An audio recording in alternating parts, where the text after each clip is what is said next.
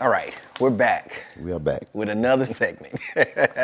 Man, these segments are absolutely incredible. I can't wait for the community to see exactly what we've been discussing Yeah. here with Envision Lake Charles. So, Mr. Simien, we're going to go into another segment. This one is going to be a little different.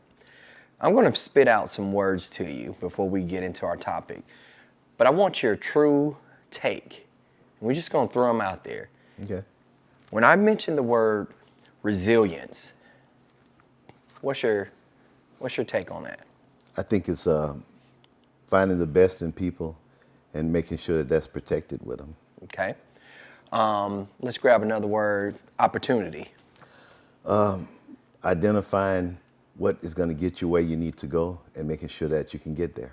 Okay. Unity. Bringing all of the city together where we won Lake Charles. Great answer. Growth. Taking all the areas that we have and making sure that they can grow. The northern part of Lake Charles. But not just growing that area, but integrating that growth into how that is going to benefit the south. The east part of Lake Charles. Taking what's being boarded up now and saying that's unacceptable and putting that together and seeing how that's going to integrate into the total growth of Lake Charles. Okay. And finally, I think you'll probably appreciate this word, legacy.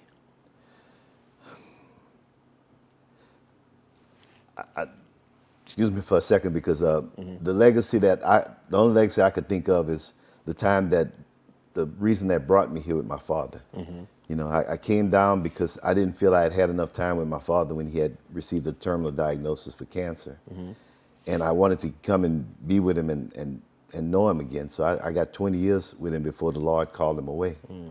But the legacy is the things that he talked to me about. You know, when he talked to me about, for instance, the us, you know, who is us.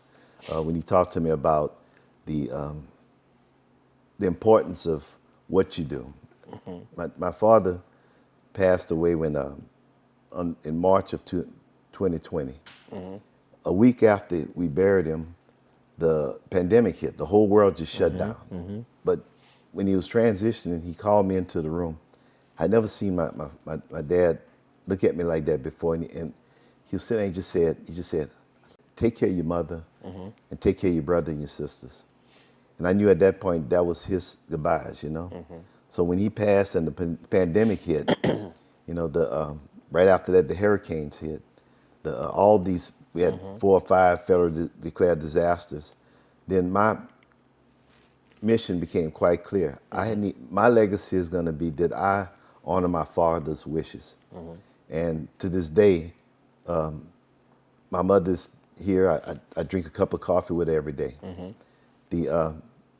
My law firm is thriving. My brothers and my sisters, we've come back bigger and better than we were before. My family is doing well. So legacy means, what have I done in this lifetime that's going to help make it easier or define what's going to happen to my children and their children in future lifetimes. Wow.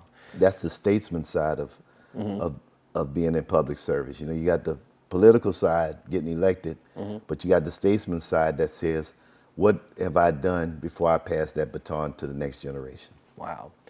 I can definitely empathize with you on that, because that is the pillar of how I am, you know, with my children, and how I want them to be with their children and children's children. And, you know, so definitely can appreciate your response to that. So that leads right into our segment, what we're talking about today. We're talking about quality of life. Okay. Quality of life is something that you can just take a snapshot of Lake Charles and say, okay, how can we expand to where this quality of life is inclusive to everyone? Well, we have to understand what quality of life is. For some people, it's more materialistic. For other people, it's spiritual, you know. The quality of life that we have is to say, first of all, what defines us as Lake Charles? You know, I keep going back to the term the Lake City. We have water everywhere, and water is biblical. You know, water is calming, it's soothing, it's a cleansing, it's a lot of things. But if we can figure out what the quality that we want for our families, it should center around the water here, you know? A lot of places do a lot of different things, but they don't have nearly the water that we have as a resource. the water is what attracted industry here, that created jobs. The water we have, I mean, we are absolutely the sportsman's paradise, not just of Louisiana, the United States. I live on the Calcasieu River, and I see people on their jet skis and the water skis, their party boats, everything else, and they're having a wonderful time. So I think we need to do more things with the water. You know, there's a place, if you ever go, get a chance, look at Epic Center. Look at that just Google it. It's in Grand Prairie, Texas, right in the Dallas area. We were staying at a hotel there, and you know, we were going to the restaurant. There's a doorway. There was no doorways to the restaurant, only an alleyway. When we went to the alleyway, it opened up to a whole different world. They had a big old man-made lake. It had a fountain that had a projection behind it, so they were doing like water concerts, music, families everywhere. In the distance, they had an indoor water park because, you know, Dallas gets hot and cold. But this is a round-the-year water park. They had food courts. They had pickleball, everything out there. And it was just an amazing amount of energy. And they did that with water that they had to build. So I was talking to the people out there about this and said, look, we've got this kind of water. I showed them a video drone coming to my house, and they said, why aren't you guys doing, wow, look at what you got to work with, you know? Yeah.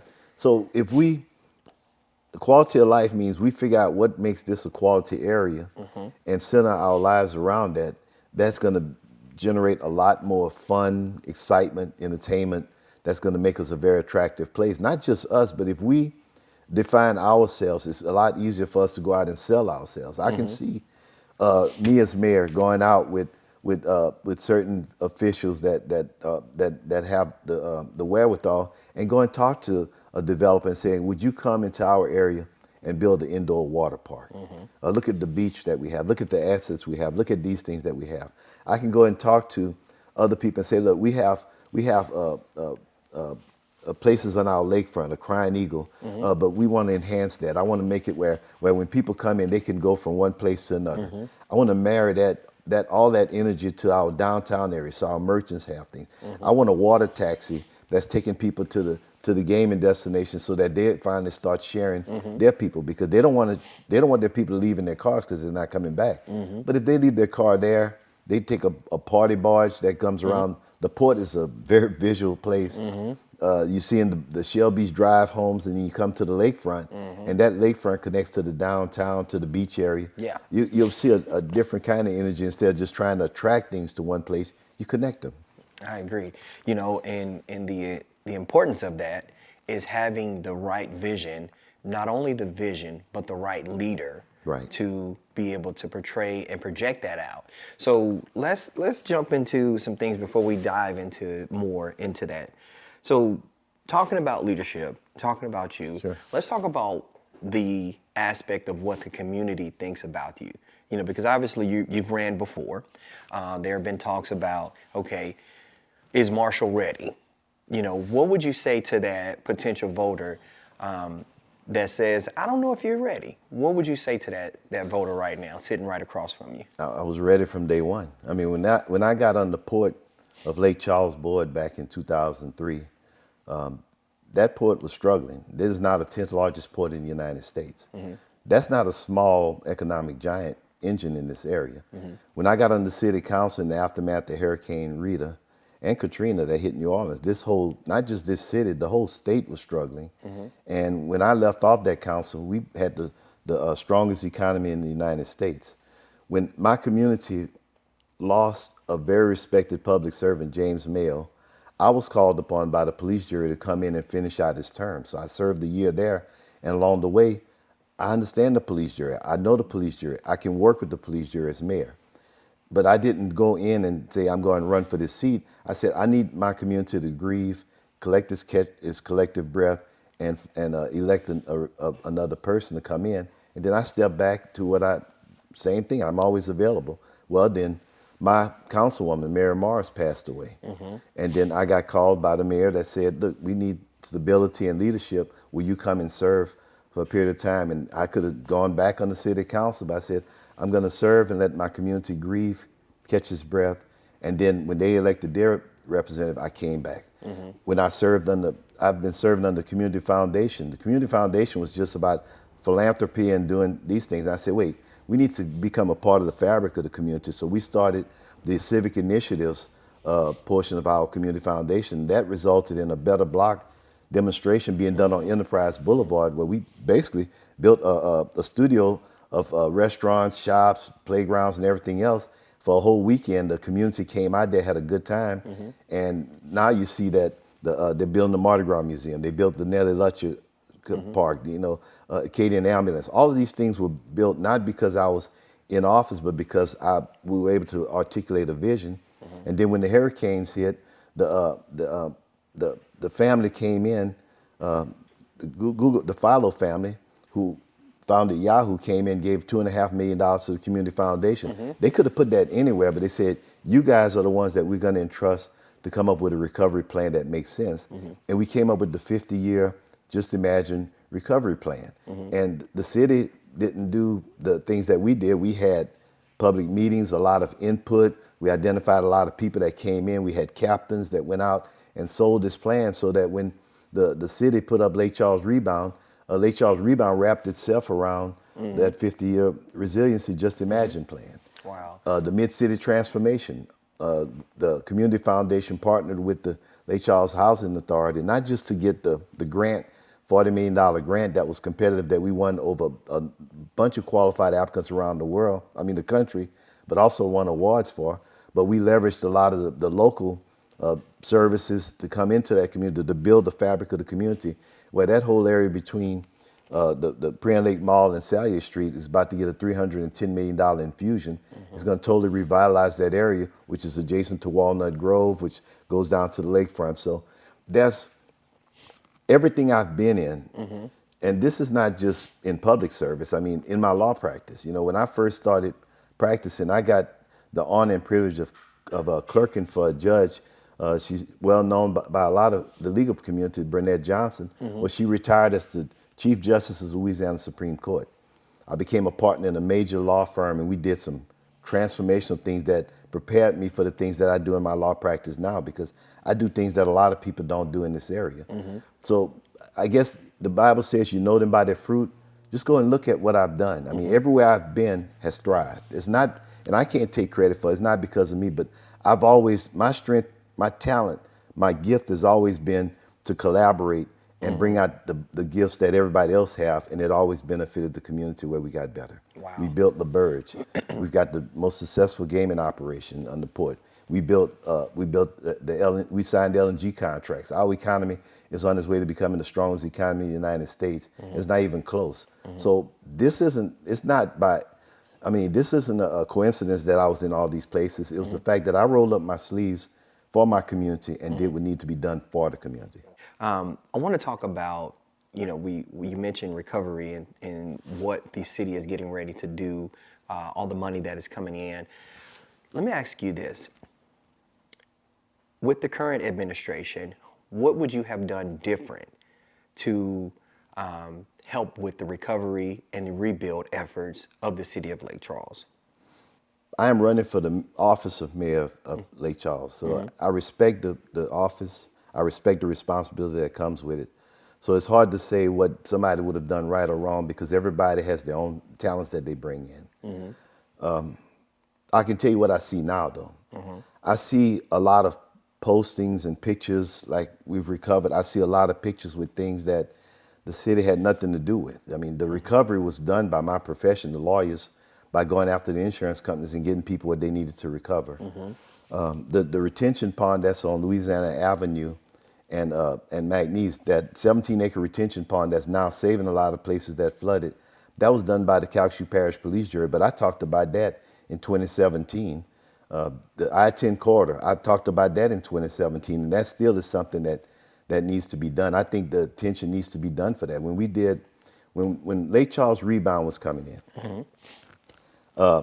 my concern was that I asked the administration, I said, what was your philosophy for picking projects? And the question went over the head. That means that there was no philosophy. When we did the $90 million bond issue after Rita, we were very strategic and intentional where we put that money to make sure that it was a seed development that generated a return for the investors.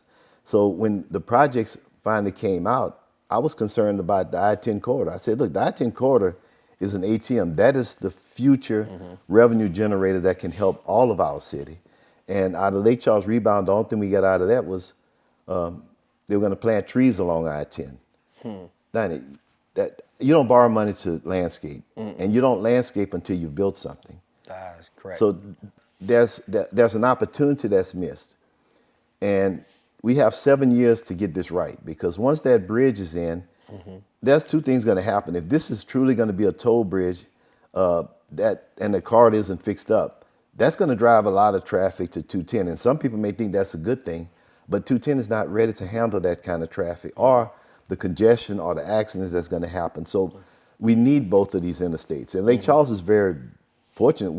For a city our size to have a loop is unheard of. But because of our strategic importance, we have one. Yeah. But we have to be good stewards of that. And good stewards means that you can't drive everything to one side of town at the expense of the other. The people in my area, not Lake Charles, very strong people, very resilient people. Remember I say resiliency means that you can make it through a lot of things. Very prideful people, but also very deserving people. The people in the Oak Park community, the people on the east side of Lake Charles, the people near St. Louis, we're all in the same boat. And I like to see us all just guiding the ship in the same direction. And I think it's going to benefit everybody. Wow. And I think that is, that's a great way to say it. When you're looking at the city and what we're planning on doing and how we're moving forward, I truly believe that quality of life aspect is the anchor that will make sure that we move forward. Oh, yeah. So we have a few more segments that we're going to come back and dive deep into again. What my elders would say, pulling back the covers on some of these things. So again, we're here with Envision Lake Charles with Mr. Marshall Simien. We'll be back with another segment. Okay.